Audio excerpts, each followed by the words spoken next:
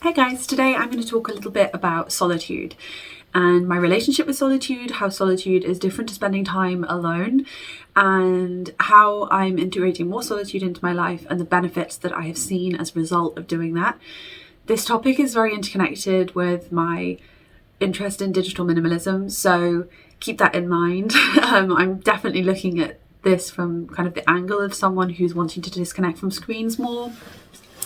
I've always been someone who has enjoyed my own company, and although I love socializing in certain places and at certain times for certain periods of time with certain people, I am someone who needs a lot of time away from people to be by myself and to do my own thing. And for the longest time I equated that with solitude, and I thought that just because I was spending time alone meant that I was therefore, in solitude. But the thing I've realized over the last couple of weeks in researching a bit about this, and actually I found out about the concept of, or understood more about the concept of solitude through Cal Newport's book, Digital Minimalism. What I found out is that I am very uncomfortable with solitude, and although I may spend a lot of my time alone, that doesn't necessarily, physically speaking, I'm not around people, that doesn't necessarily mean that I am in solitude. Like, if I were to take an example of my life before I started to really shift the way that I live my life, I was working in the city in an office job, and I had really long hours. So I would wake up in the morning, I'd immediately put a YouTube video on or music on to pump me up for the day whilst I got ready. I'd play music at the gym so that I could drown out the pain. I would play music or listen to a podcast or read a book on the tube on the way into work. And when I was in work, there was really no time to do anything but work. So even at lunch, I was at my desk. So I was always around people or listening to something or doing something, usually with screens.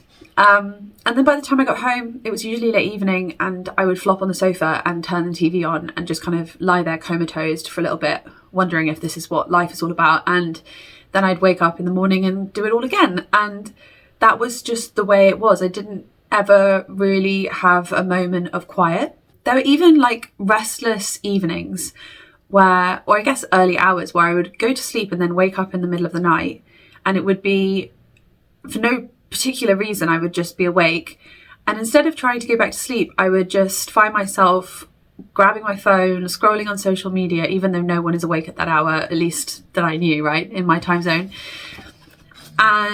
or watching TV, or even looking at my work emails, like that was remotely a good or fun idea at 1 a.m. And even come to think of it, I would go to the bathroom and take my phone with me and scroll, as if I couldn't go for a few minutes without distraction, the boredom might kill me. And so this is where my misunderstanding of solitude comes in, because although I was spending a fair bit of time alone, when I wasn't working, I was alone because I was so exhausted, I wasn't really spending any of my time in solitude. And the difference between the two is an interesting thing, in my opinion.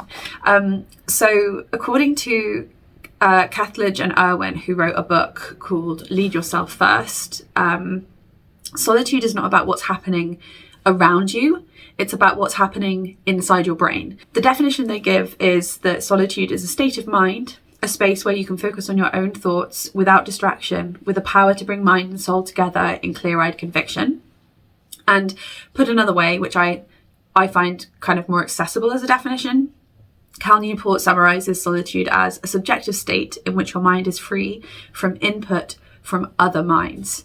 So that's whether it's other minds that are literally with you in that moment, or other minds that are coming at you through a podcast or through music or through a book, through TV, whatever it may be. And Cal Newport, in his book, again, Digital Minimalism, I talk about it a lot, I know, at the moment, but I've just finished it, it's really good. He talks about solitude deprivation, which is, I believe, a term that he coined, which is essentially talking about exactly this point that I'm talking about. It's when people do not have any time away from input from other people's minds. I think his specific definition is a state in which you spend close to zero time alone with your own thoughts and free from input from other minds. And I think we can probably all agree that solitude deprivation has been on the rise since the beginning of the technological revolution. Like, I think with the iPod first coming out, and then Apple making the iPod into the iPhone, and then smartphones becoming so global and so normal for everyone just to be constantly plugged in and constantly have it in their hands, it's like no wonder that solitude has become harder to access. And especially because the software companies that make these products are specifically engineering them to be addictive. I mean, I certainly personally found that as soon as I got a smartphone, I was not ever really without it. And I found that I could be accessing huge amounts of information, like the world was at my fingertips, and I really didn't feel like I could deal with the boredom of not having input from my smartphone in a way that I definitely could and loved before I had a smartphone. Like, when I think back to my childhood, there were swathes of time where I would really be daydreaming or doing nothing or wandering around outside and playing.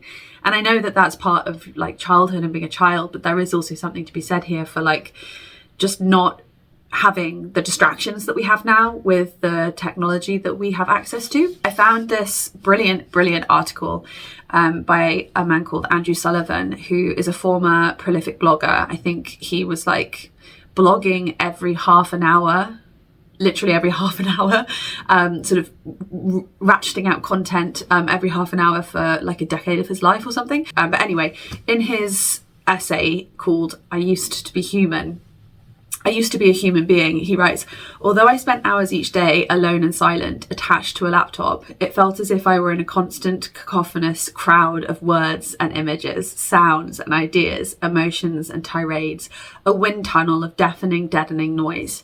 And I don't know about you, but I really relate to that.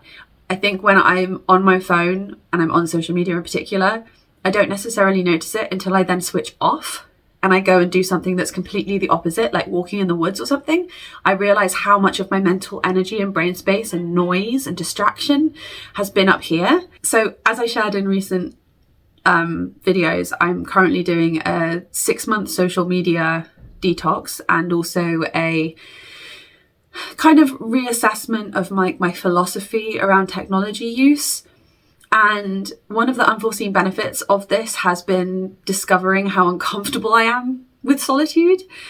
I have been really interested to see how in giving up my smartphone, for example, and having a flip phone, there are so many more moments throughout the day where I just have to exist in the moment, like small things like waiting for the kettle to boil, or waiting at a traffic light, or getting into the car and my phone not automatically connecting and playing music straight away. By the way, not to suggest that I go on my phone when I'm at a traffic light, but what I mean is usually I would have music on or a podcast on, so there would be something in the car that I'd be able to tune into whilst I waited.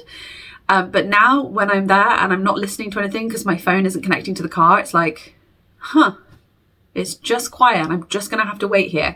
And the first 2 weeks of that were incredibly uncomfortable. It literally felt like the time was like a black hole and like it was never going to end. And that sounds really melodramatic, I know, but it's honestly just the truth. It was like I could feel my brain wanting to attach to something or to feed onto something, because it felt like just me being in that moment wasn't enough. Like, despite the silence, like I couldn't even hear myself think. It was just like there was nothing. And that kind of scared me a little bit, because I was like, how much of my own thoughts and opinions and my own practice in developing and kind of having my own rich internal landscape have I given up for the constant distraction and being addicted to having that constant distraction of my phone? I was on the way back from swimming laps this morning in the pool, and I realised that I actually had enjoyed myself. I'm on week 3 of my digital detox or reevaluation. So week 3 of no smartphone, and I just realised as I was swimming, like, wow, okay, I've not been feeling that horrible sense of discomfort that's made me want to get out of the pool immediately, have the quickest shower known to man, and then get back to the comfort of my screen. I actually really enjoyed just swimming, even though there was nothing to distract me, because obviously when you're swimming, you're submerged in a pool of water I know there's like headphones even these days that you can use in pools, but I don't have any of those. And I realized that that's like a really crucial time of solitude for me. Like I will have the occasional thought, but honestly, I kind of lose track of them by the time I've like pushed off for my next lap. And most of the time, I'm pretty sure it's just silence, or at least wandering thoughts that don't really mean anything whilst I'm in the pool. And I can't say that that's anything that I have really experienced since childhood. It's very new to me, and it's actually really helping me in quite a few ways. So much so that now I find most of my mornings are spent in solitude. I kind of don't really switch on to external input other than talking with my husband until the afternoon. And it just feels as though, it's only 3 weeks in, but it feels as though that is the way that my brain likes to work. I like solitude in the mornings, and then I like to plug in a bit in the afternoon, and then I like solitude in the evenings again. I've expanded on my ability to experience solitude without feeling incredibly uncomfortable to the point of feeling like anxious. So now I can go for hours as opposed to seconds. And although it's not a competition or anything, it is just interesting that that's the case, because I feel like with phones and with technology in general, we're kind of sold this idea that more means better. And I'm just wondering if that's maybe not actually how it is for me personally. So I've written a list of some of the key ways that I practice solitude in case you are inspired in any way by any of these. So I walk Alfie, my dog, first thing in the morning without listening to anything. I take my phone for safety, but I leave it switched off. Most days I don't look at my phone until the afternoon, which granted is made a lot easier by the fact that I don't have a smartphone anymore. And when I do go on it, I spend, or try to at least spend, a designated period of time on it, answering texts and calling people, so that I'm not just distracted by it throughout the afternoon. I plan and journal daily about what I have to do, my feelings, thoughts and opinions. And during this time, I'm not listening to anything, watching anything or researching anything online. I choose not to listen to anything in the car from time to time, as I've mentioned, and I swim. I also made a list of some of the benefits that I've experienced since I've started doing this, because I thought that it might be helpful to kind of hear from someone who's like gone from the extreme of being incredibly addicted to not having solitude in their lives, to someone who's like actively now pursuing it as something that they see as being really crucial to a sense of like well-being. The first thing is that I wonder less about what else I should or could be doing. The kind of what's next mentality feels like it's less present. I feel less anxious, which means a lot to me as someone who really struggles with anxiety. I spend more time around my solitude intentionally on activities that are rewarding to me. For example, I'm writing more. My newsletter has become something that I absolutely adore writing. I'm reading more. I've gone from reading nothing to 300 plus pages a week, which was just unimaginable to me before. I'm journaling more. I'm note-taking more. I'm making more art. And this isn't just like oh yay, I'm more productive, like I'm succeeding more. That's not what this is about. It's the fact that these are intentional activities that really bring me joy and a sense of like self and happiness. That's the key here. I'm more in tune with my surroundings. So for example, this week I noticed the sound of rain on my hood whilst I was walking Alfie, and it was just like the most blissful sensory experience. And Andrew Sullivan, who I mentioned before, the ex-blogger, had a similar experience where he took intentional time away from technology, and he said in his essay, "I heard birdsong for the first time in years. Well, of course I had always heard it, but it had been so long since I listened," which I love. I also feel more connected to my experiences and what I feel and think. I'm realizing that so much of what I was thinking about and potentially even feeling was kind of dictated by what I saw online before. And I don't think that's wrong in and of itself, but I think when that's all that's happening and you're not taking time for your own self-reflection, to develop your own thoughts and opinions, then what does that leave really? Virginia Woolf said, in solitude we give passionate attention to our lives, to our memories, to the details around us. And I think that's what really sums it up. That's where I really find value in like my personal experience of life, is when I'm able to give that attention to the day-to-day experiences that I have.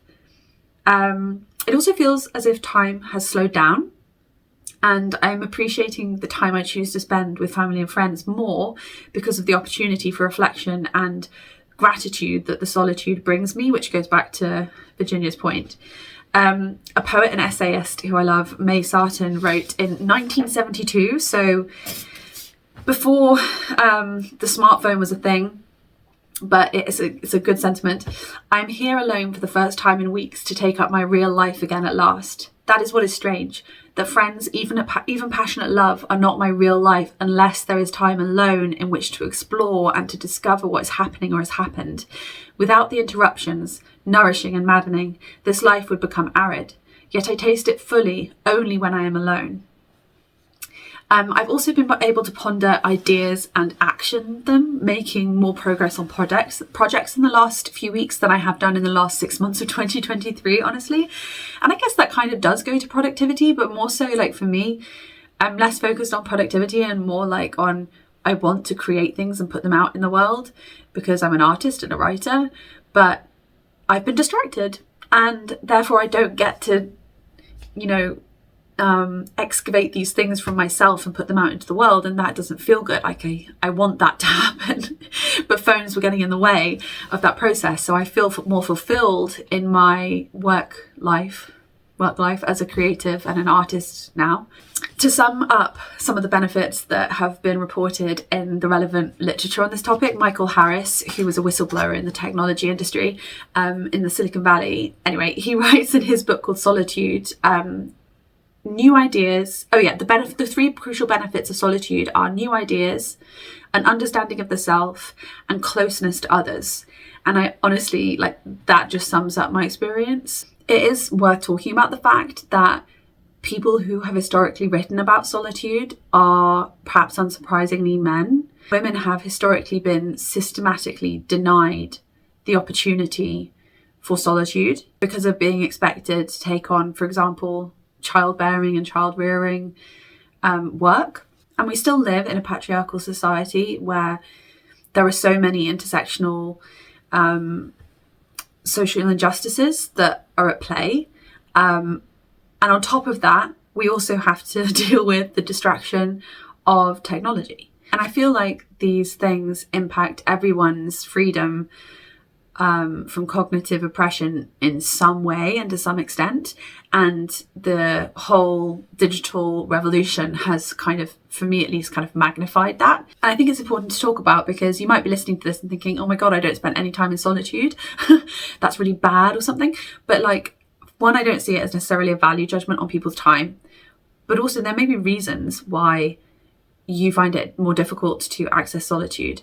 Systemic reasons or reasons of addiction to technology, things that you really aren't in necessarily direct control of. So this video is more so me sharing, I guess, seeds of curiosity and interest that you may or may not sow in your own life, as opposed to if you don't experience solitude in your life, then you're not going to be happy and you're a bad human. In my experience, for example, it's very noteworthy that I am now better able to access solitude for various reasons by comparison to when I was working in the city. I now work for myself. I make my own hours so I can be flexible with how and when I do things. I have a partner in love and life who shares household and emotional chores and responsibilities. Besides having a very enthusiastic and endearing dog, Alfie, I don't have children or other dependents. And so I think I'm comfortable with the fact that our ability to access solitude will be, of course, different between us, but also it will change over time for us as individuals, like it has for me, and it may do again in the future. In fact, there are entire days now where I don't access solitude at all because it's not accessible to me, largely because some days, because I'm neurodivergent, I very much struggle to be in solitude. It's just not something that I can do. And then there are other days where I get the perfect balance. And that's just being human, right? But I think the key is awareness and having the information to be able to make an active choice and to be intentional about it. And regardless of the choice you make, to be able to love and accept yourself for that choice, whether it's spending the day in front of Netflix or spending the day in solitude reflecting on your thoughts and opinions. I wrote an essay on this topic recently, and I just want to read you the concluding paragraph because it kind of sums up my overriding thoughts on this. I say, I believe these lessons we stumble upon weave into the landscapes of our lives in unpredictable ways. Who knows what my relationship to solitude will look like in weeks from now, but a recurring theme in my life, which my interest in solitude raises once again, is that of questioning why I have been in constant pursuit of something more. Always adding, never subtracting.